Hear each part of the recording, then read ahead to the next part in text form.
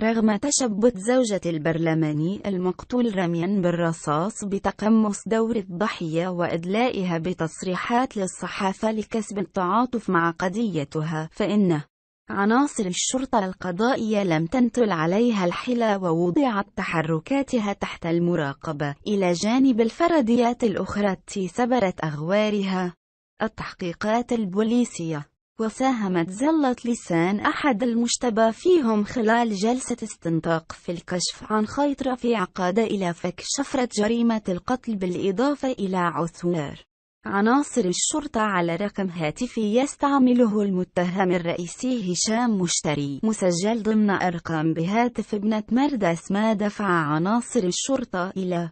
استفسارها عن سر وجود رقم هاتفي بلائحة المكالمات، فأجابت ببراءة أن والدتها من ركبت الرقم لتجري إحدى اتصالاتها. وبالاستعانة بالأبحاث العلمية وتحليل المكالمات تم استجماع أدلة كافية ضد المتهم مشتري قادت إلى إيقافه في الصباح الباكر من الجمعة الماضي لترتبك زوجة مرداس بعد ذلك لعدم رده على مكالماتها من هاتف آخر، وتواصلت الإيقافات لتشمل أخت المتهم وشخصا آخر تبين أن مشتري فاوضه في مشاركته في التنفيذ مقابل مبلغ مالي مغري، ناهيك عن الزوجة الحرباء التي كانت خلال الزيارة الأخيرة لرجال الأمن إلى الفيلا نقطة تحول كبيرة في سلوكاتها، فهي لم تعرف حينها مصير عشيقها وكانت مرتبكة بل تتحدث بتمرد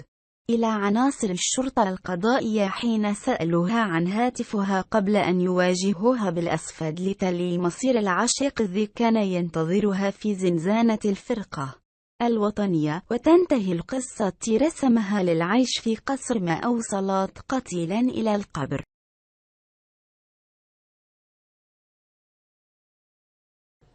صباح اليوم في الدار البيضاء إعادة تمثيل جريمة قتل البرلماني عبد اللطيف مرداس الذي لقي مصرعه في 7 من الشهر الجاري أمام منزله رميا بالرصاص. خديجة الجمالي، أحمد حمري والتفاصيل.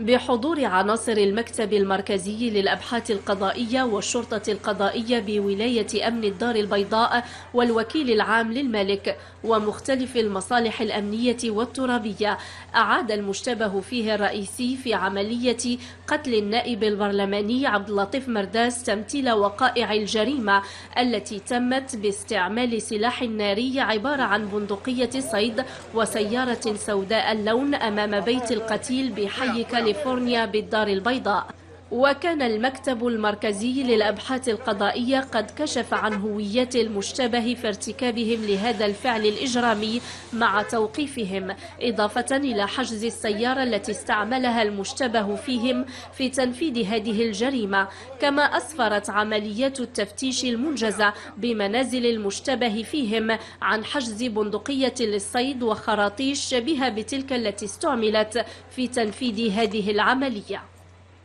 إذا أعجب